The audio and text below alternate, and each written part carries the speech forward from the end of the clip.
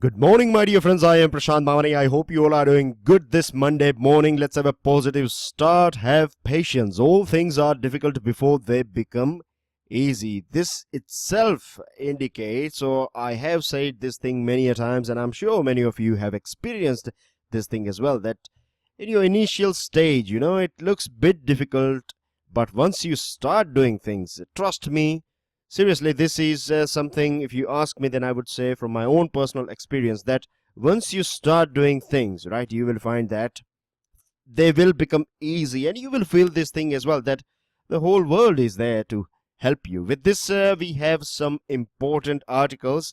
One of the most important article is this one, A Blow to Civil Service Ideals. It is about Civil Services Examination. Recently, this thing was in news that the government wants to make some necessary changes with civil services examination and cadre allocation and service allocation and things like that. So we'll go through it, and this is not just about that. This article is written by a former civil servant. The other thing is, it is also talking about some solutions, or where exactly the problem is. So we'll go through it. Again, let me remind all of you that if you are preparing for civil services examination, then in your mains examination, as well as, when I say mains examination, I'm talking about descriptive as well as your interview, right? You will find this question.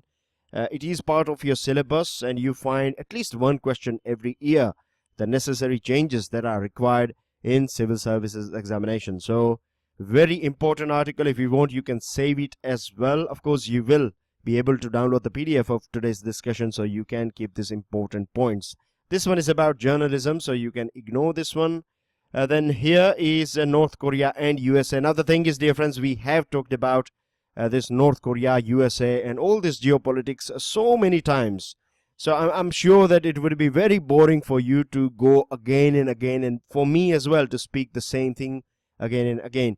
Couple of points that are new I have added in the slides, so it's a sort of add-on for you guys, but I'm not going to explain all these basic things that are going on in this part of the world. Of course, this is a sort of, you can say, a benefit for being regular and up to date with current affairs, and particularly with this video analysis. So this is the prize or reward that you get for being regular students. I'm sure you'd be having a smile on your face as far as this North Korea deal is concerned, and within a couple of minutes, right, maybe 3 or 4 minutes, you will be able to go through this whole article and you will understand everything. That's a guarantee as well.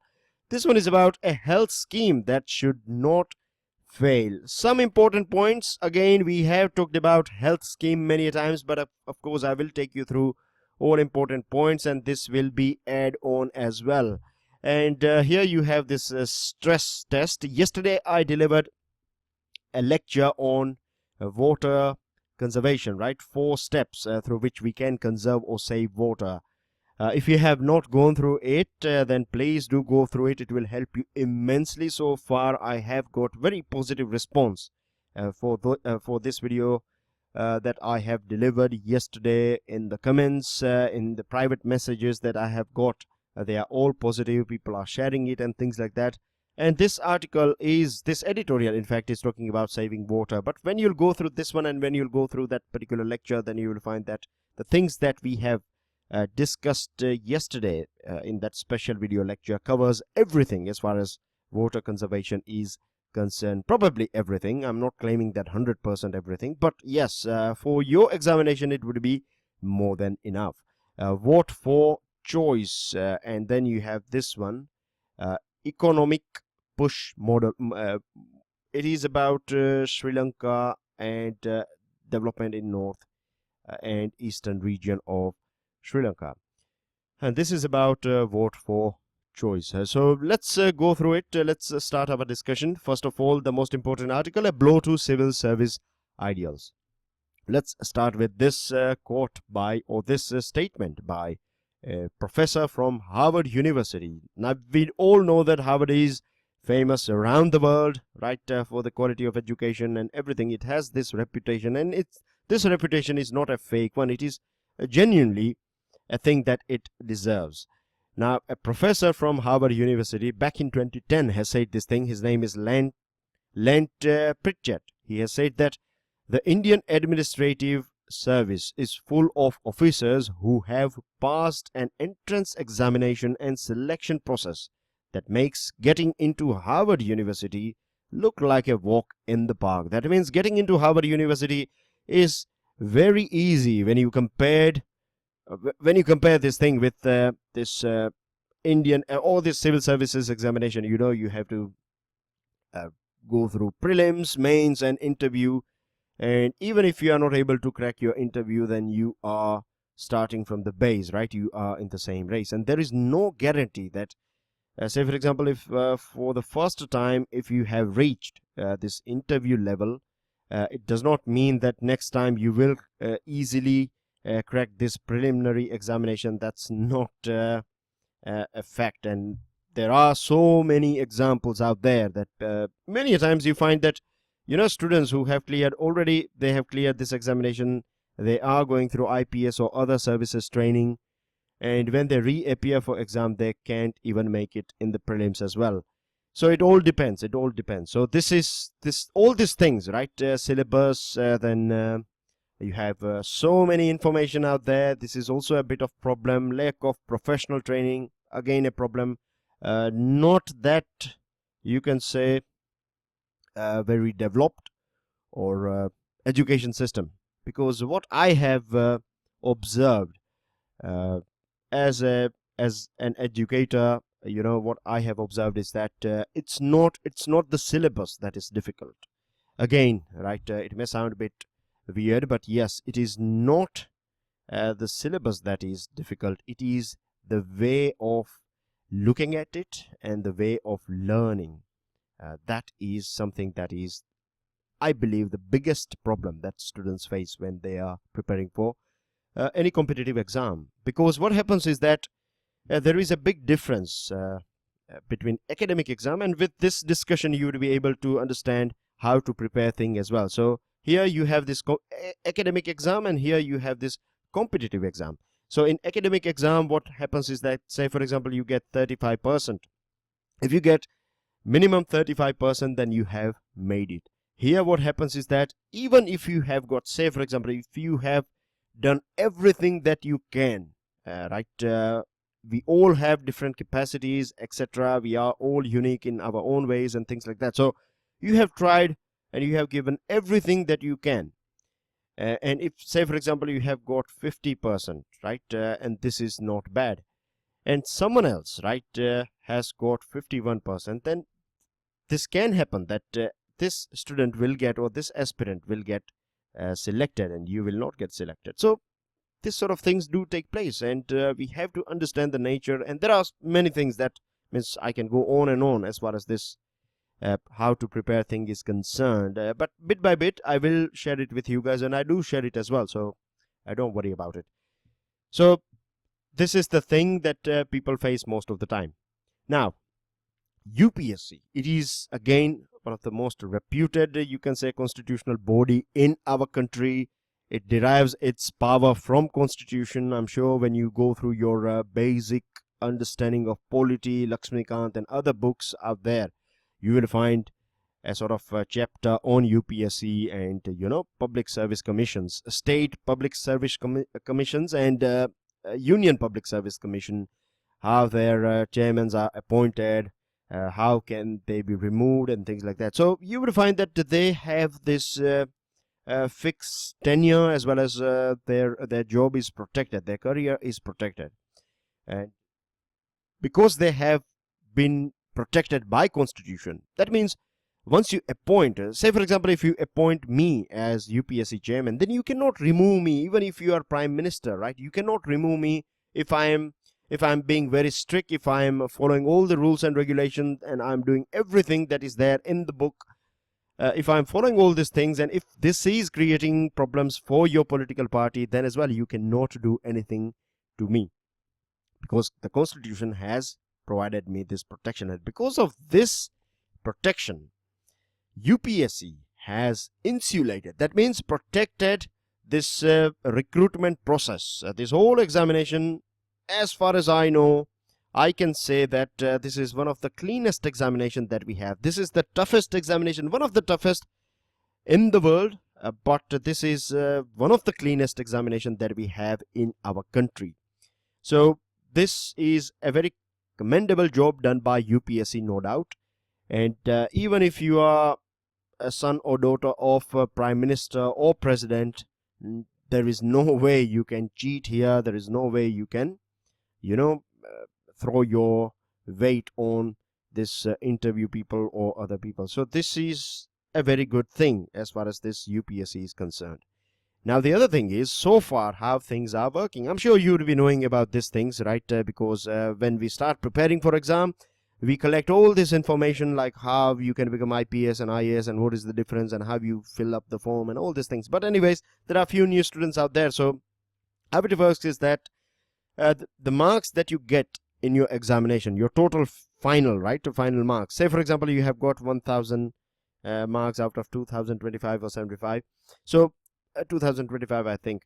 Anyways, that's not important. What we find here is that, say for example, 1000 you have gotten. Based on this thing and based on your preference, you will be allocated this service, whether you will get into IPS, IAS, Indian Foreign Service, or any other services that through which you can get selected, right, by UPSC.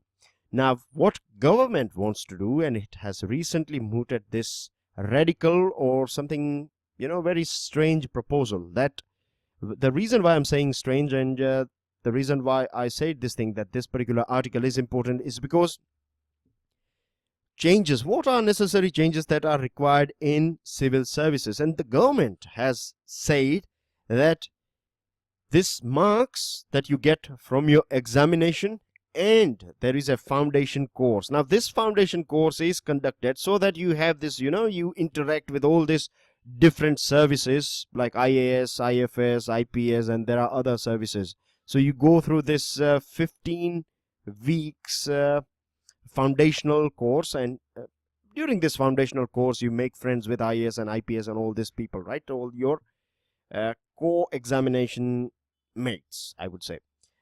So once you have interacted with them, when you will join the service or when you will start doing your job, just in case if you are posted, say for example in Gandhinagar, and if you want to do something or if you want to get in touch with someone in Ranchi, then you will have this contact list of your batchmates or your co-mates, right? And then you can interact with them, and this will help. So you will have a sort of pan-India reach, and this helps. And these are all the reasons why this particular services are so attractive, that you can get your job done anywhere as far as it's legal, right? You will have friends in different parts of the country, so you can sort out things for yourself as well as for your professional work and for your relatives and things like that. And this is something practical. Everyone fancies this sort of access and things like that, generally speaking, everyone. Now article 320 sub-article 1, what it says, that it shall be the duty of UPSC and the State Public Service Commission to conduct examination for appointments of the service of union and service of the state respectively. Now the thing is, we have gone through this UPSC chairman, the protection and the powers that he or she gets. But what about this foundational course trainee and the director of the academy? They are civil servants who are on deputation, and we know it very well. How it works is that even today, and it is a very sad thing, if you like it or if you don't like it, this is how it is working up there in the field. If you are good with your boss, if you are if you are asking too many questions and not following instruction of your boss and things like that, when I say boss, I mean to say your senior civil servant, then you may find a bit of trouble, when it comes to your promotion. A time will come when you have to look after your family, you have to think about yourself. This may look a bit weird, but this is right as well, right? If you go through these phases of life, when you will become a bit older, when I say a bit older, I mean to say if you are somewhere around in early 20s, when you hit 30 or early 30s, you will find it for yourself that you have to look after your family. Things will change for you, And so you have to look after your career as well. And then you will realize it will become very challenging, and there are only few people out there, very few people out there, very few civil servants out there who will take all the risks, and they will, opt for, or they will be as tough as they used to be. And not every one of them reach at their top level. If you are lucky enough to have a very good superior, then you will be looked after. Or there are so many books out there written by civil servants, and you will go through it and you will find this problem is there, this ego problem, that I am your boss, I am senior, I have been here before you, so you do what I tell you. This sort of things are still out there. Now the problem is that if marks are to be calculated from both these parties, right, from your exam and from your foundational course. Now foundational course, the directors, as I told you, they are civil servants. They can come under pressure, they can be pressurized by their superiors, and then you can play around with your marks. So if you have got 1000 from your examination, and say for example if you have political connections and things like that, and just in case if you can get another 500 from academy, I don't know how much marks do you get in your academy, I'm just giving you a hypothetical example here. So you'll get 1500 and you can become a topper, and you with 100 marks, for example, you would have got a very not that famous service, right? But if you get this 500, and you can become first ranker and you can get what service you like. So this is a big problem. So this violates this article 321 and 320 sub article 1 and article 316 and all these things. And as far as quality of evaluation is concerned, right, in this Missouri they have 12 faculty members, and they have capacity to look after 400 aspirants or 400 probationaries, and you have more than that, right, 600, 700. So how you are going to evaluate all these people? The other thing is we also find students who are reappearing for exams, right? They will reappear because they have not got IAS or IFS, and generally people who don't get once you get IAS, you cannot reappear if you accept the service, but other people can do. I think with IFS as well it is the same thing, but from IPS you can reappear. So what about those people? The other thing is, yes, as we all understand that there is a bit of rust and there is a need of reform as far as our Indian civil services is concerned, but it is not to do with examination and training. It is more about in the field, right? What happens is that when you join the system, it is this system that will pollute you, even the best and the brightest. And this is a very right thing. It's been said by one civil servant, and there are so many books out there as well, as I told you, that that will tell you that these things do happen. Even if you are best and brightest, you find that the system will change you. Sardar Patel once said that exercising the independence to speak out one's mind, right, this is the thing that is required. But what happens nowadays is that if you speak your mind out, then it will create and attract troubles for you. So these are the things that are required, or means these are the things that requires a bit of repair and re-engineering. That's everything, dear friends, in this article. We'll go through some more, but let me tell you, today is the last date for this pen drive and tablet courses that we offer. Make sure you check out StudyIQ.com. Make it as soon as possible. Lines will be busy. There will be so many students today. They will be calling. So the time is right now. Get it ASAP. You can download the PDF from my Facebook page. You can connect with me in Twitter and Facebook. And dear friends, don't forget to hit the like button and share this lecture with other people. Now, health, right? A health scheme that should not fail. Ayushman Bharat, you know many things about it, don't you? Now, the thing is, a good policy should have two objectives. The first one is to look after the health of people, right? It could be preventive, as well as the more emphasis should be on preventive, but it should be curative as well. And the other thing is money, right? It should not, means a good health policy will look after expenses as well of the people. It should not impoverish people. A little bit contribution is all right if you can do it, but it should not be designed in such a way that it will basically it will basically force you to sell your properties and assets and things like that, which happens in our country. Now, success. How we can measure the success of this point number 1, health for the population? If people are, this reduction in disease burden, and if the life of people or longevity is increasing, then yes, we can say that it has been successful. The second thing is reduction in this out-of-pocket expenses and things like that. Now, this service, this Ayushman Bharat that we are talking about, it is trying to address both these things, right? Longevity or good health, as well as protecting people or providing them this financial assistance. How it is going to do this thing? By providing or creating 150,000 sub-centers around the country, and it will provide 12 set of services to the people of our country. It is going to provide protection to or health insurance for 40% of Indian population. A family which is BPL or vulnerable family will get 5 lakh rupees cover per year, right? So this is going to be a good thing, no doubt. But is it going to be enough, or that's it, or do we need to look after something else as well? Now, the thing is demand and supply. When we talk about diesel, when we talk about milk and food, right, we talk about demand and supply. Now, as far as medical services and its demand is concerned, there is a huge demand in our country, right? There are so many people out there. They are looking for some sort of, support. They would be suffering from maybe Nipah. Some would be suffering from cancer. God bless them. So many different people, and their demand as far as health is concerned is very versatile. Now, when it comes to supply, I'll give you a couple of points. I believe with the help of this thing, you'll be able to understand how things are working in our country.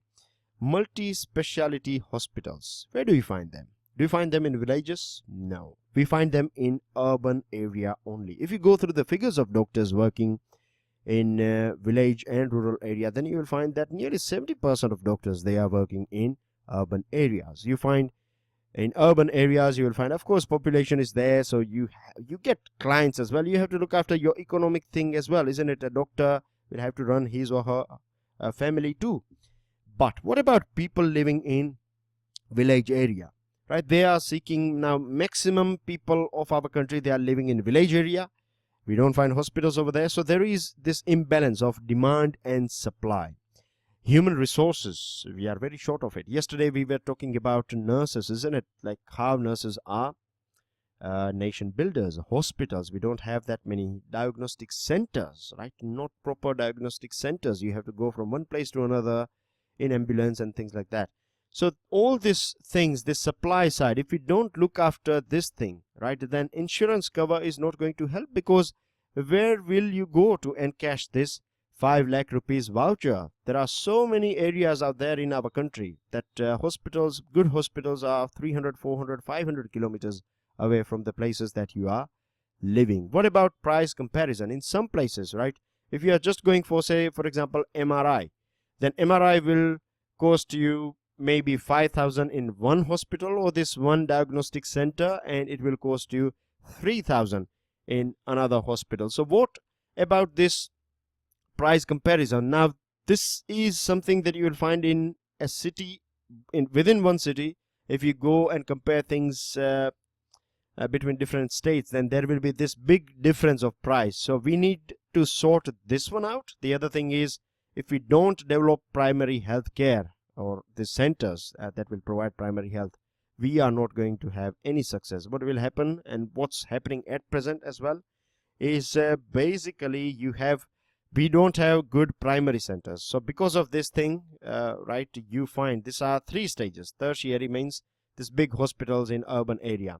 So someone suffering from a very small disease and later on not getting proper treatment at this level and this level, then finally this person will have to come here, and this will become more expensive, more painful, and more burden on this hospital. Most of these hospitals are busy, and because we don't have these things, and the places even we have, they are not of that good quality, so they are generally empty. So if we control this, or if we have good quality of primary and secondary, all these 3 stages, if we have good primary, then less crowd in secondary and less crowd in tertiary, and more helpful for people, much cheaper for people as well. A deal that can be done. North Korea and South Korea. You know many things about it, isn't it? USA has two allies over here, Japan and South Korea. North Korea, this country here, for a very long period of time, they are against each other. They are arch rivals. Now, this statement is very interesting in this article, that earlier on we used to have this unipolar world. That means America used to be the king. You can say it used to be the supreme dictator of the whole world. America used to dictate, and people or the countries, they have to follow. But now things have changed, right? We are living in a multipolar world. Those days are gone. Even a small country like North Korea can be a big problem for country like, or a huge country like USA. Now the thing is, North Korea's search for security or state security and regime survival is well known. That means North Korea's this Kim family, they are, means any sort of deal, if we want to break a deal with them, then we have to make sure that this is their condition, that their regime will not be toppled, there won't be any attack on North Korea and things like that. And because of this thing, they have, to throw their weight. I have said this thing a couple of days ago, that they decided to go ahead with this nuclear weapons, and USA was not that much concerned about it. But in July 2017, they came out with this ICBM.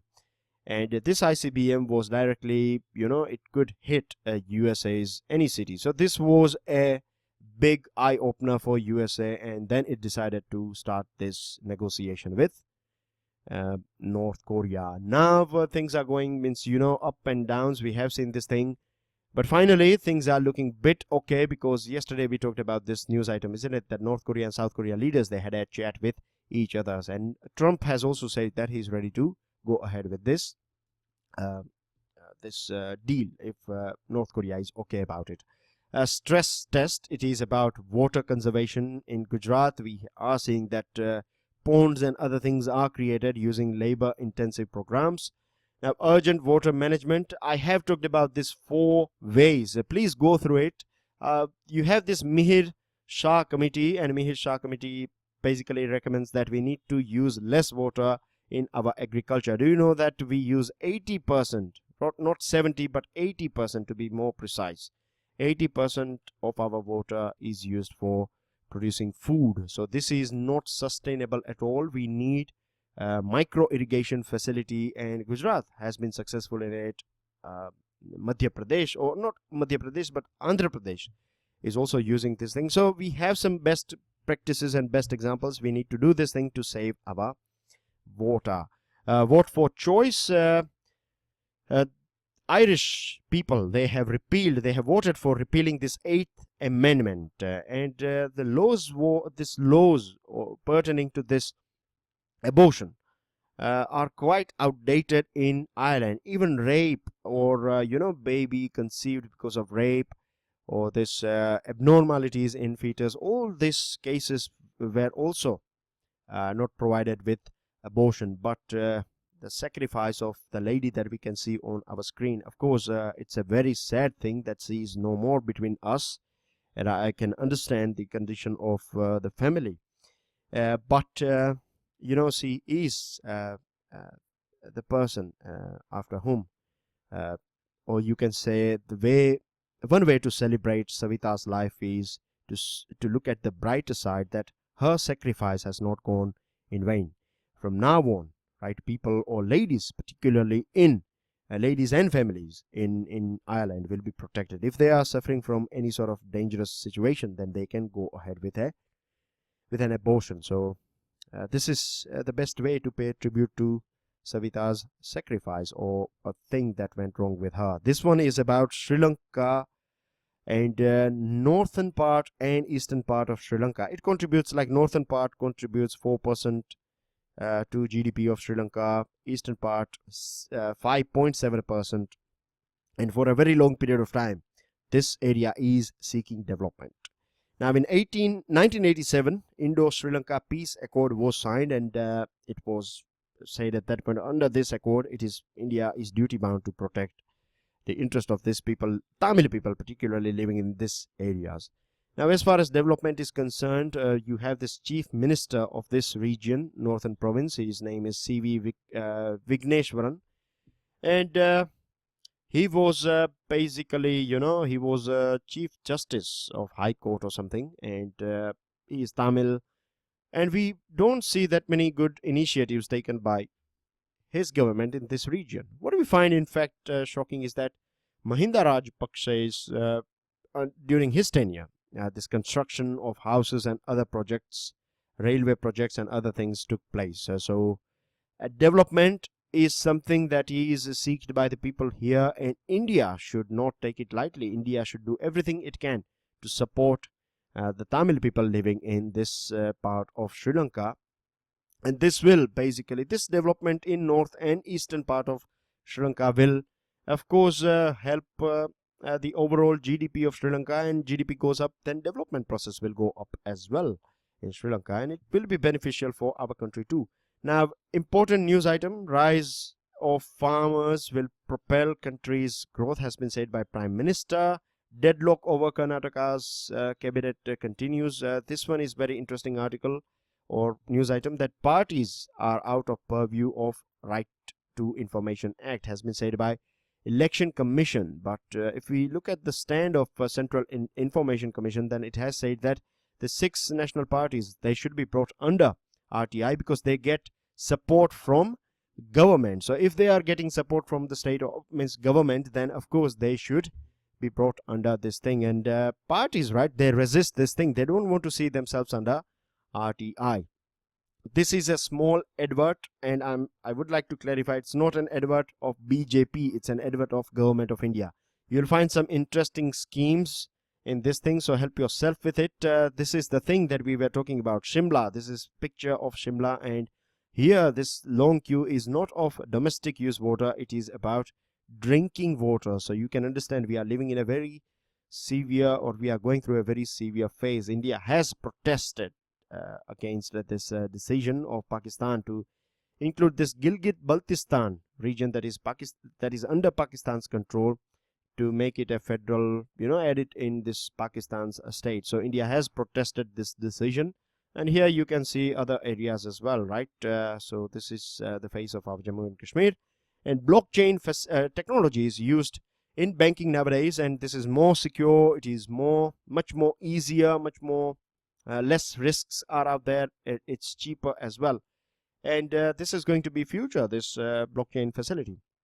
That's everything, dear friends. Check out StudyIQ.com. Make the most out of this pen drive and tablet courses discount, and do share this lecture with your friends. Thank you very much. Enjoy your day. Jai Hind.